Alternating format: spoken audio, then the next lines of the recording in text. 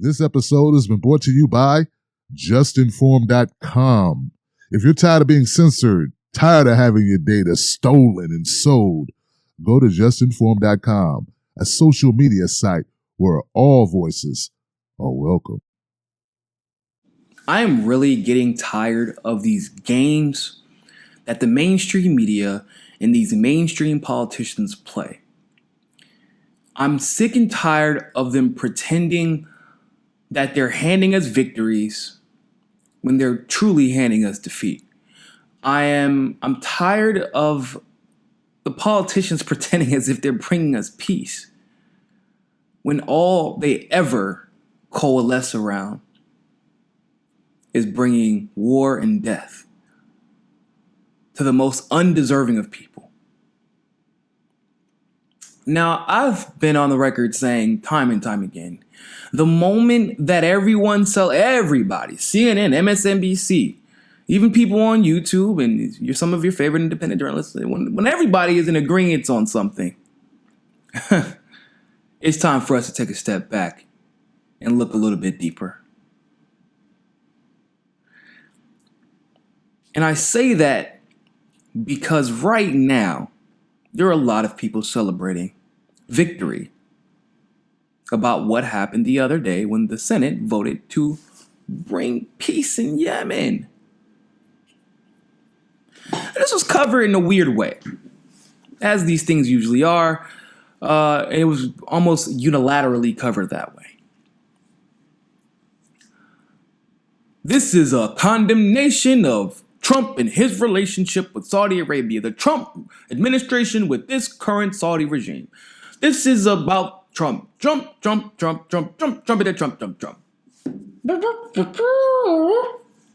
Everything's about Trump.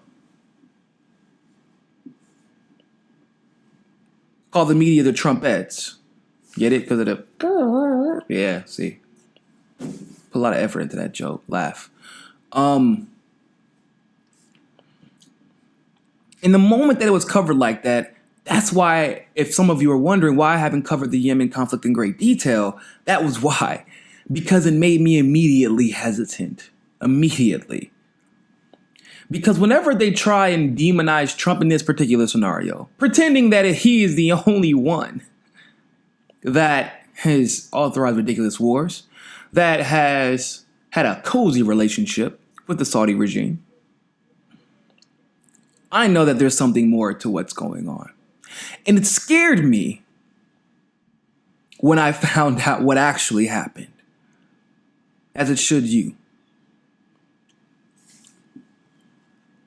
So, they used the 1973 War Powers Act to essentially say, without congressional approval, Trump cannot go to war. Now, some of you probably like 1973, I don't understand. There was a bunch of wars authorized by presidents without anybody in Congress pretty much saying anything. Cambodia, Laos, Vietnam, Grenada, some troops of Venezuela, Honduras, Somalia, Sudan, Libya, Syria,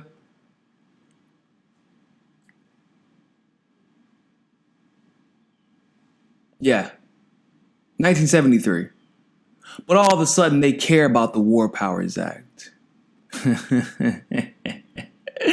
You're going to want to know why. They're invoking the War Powers Act not to stop war in Yemen. And let's read this text to find out exactly what they're using it for.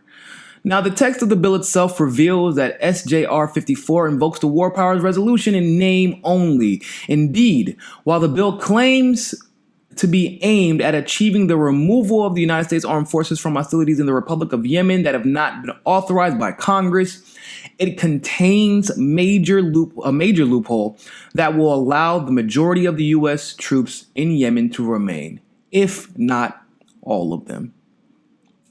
As the bill states, it will require the president to remove troops, except armed forces engaged in operations directed at Al-Qaeda or associated forces. Notably, though, The only U.S. troops on the ground in Yemen that are involved in hostilities are all allegedly involved with targeting Al-Qaeda operatives. Touchdown again for the establishment. That was the language of the bill that invoked the War Powers Act, saying that the president cannot authorize troops unless the Congress says so. And the bill itself says they can stay there if they're there for Al-Qaeda. And I'm not a logical genius or anything like that. I took my LSAT and I studied a lot. But if A is Congress, if A is the president, B is the authorization of troops, B would actually be Congress. C would be the authorization of troops. D would be war in Yemen. A, President Trump has already sent troops to Yemen. B, Congress wrote this legislation saying that it's okay to have troops in Yemen, and he is authorized as long as they are fighting Al-Qaeda, like in everywhere else, just like in Syria, just like in Libya. Al-Qaeda is everywhere. Al-Qaeda is like Walmart and McDonald's. There's an Al-Qaeda agent on every corner of the world, apparently, because that's where we're always at. But anyway, A is President Trump. B is Congress writing this rule and authorizing. C is the authorization of troops that Congress, which is B, authorized. What do you think D is? War in Yemen. A legitimate war in Yemen. A is President Trump, who sent the troops originally. B is Congress, who has the power to approve. C is that approval. D is war in Yemen. Fuck all the fluff. The United States Senate just authorized a war in Yemen. People are celebrating this. They are celebrating war in Yemen. This bill is worse than we're not doing anything. At this point, I would settle for not doing anything. I'm not even joking. I would settle. It's better than a legitimate authorization for war. We just declared war in Yemen in the very same fashion that we declared war in Iraq illegitimately.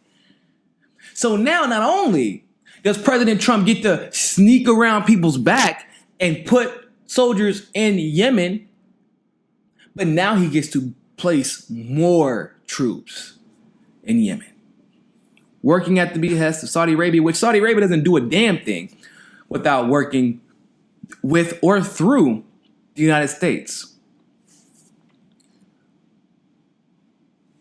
We already collaborate with them right now. Look, the U.S. troops deployed in Yemen to target, quote-unquote, Al-Qaeda in the Arabian Peninsula also collaborate with the UAE and Saudi Arabia in intelligence sharing, mid-air refueling, and overhead reconnaissance for forces involved in counterterrorism operations that the United States is leading.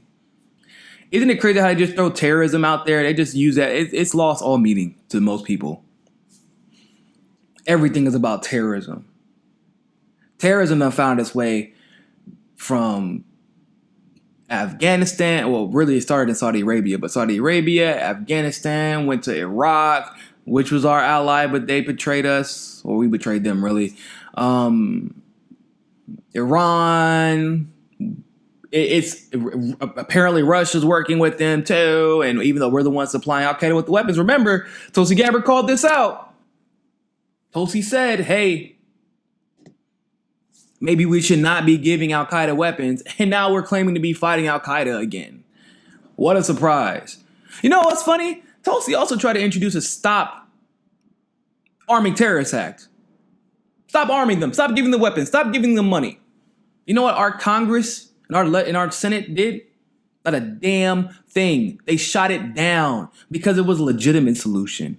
You know how much CNN and MSNBC covered it? Zero. Goose egg. 2 goose eggs, really. Why? Because it was a legitimate solution. They don't boast about legitimate solutions. That's how I knew the Women's March was bullshit. 3 million women were online marching, but Debbie Wasserman Schultz is speaking at this conference. Why is she? Oh, turned out astroturfed. Didn't do anything. Because media and politicians are about incrementalism, if even that. Hell, most of the time they're about moving in reverse. If we're being honest.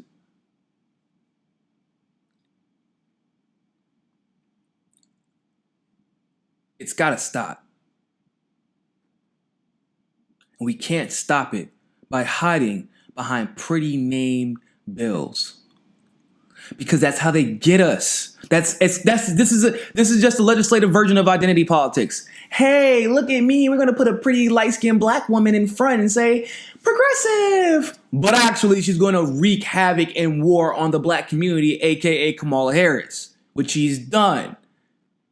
It's like this legislation. We're going to stop war in Yemen. We're going to bring peace. We're going to bring peace and flowers and rainbows of death. Rainbows of death is what's going to happen. Rainbows of death.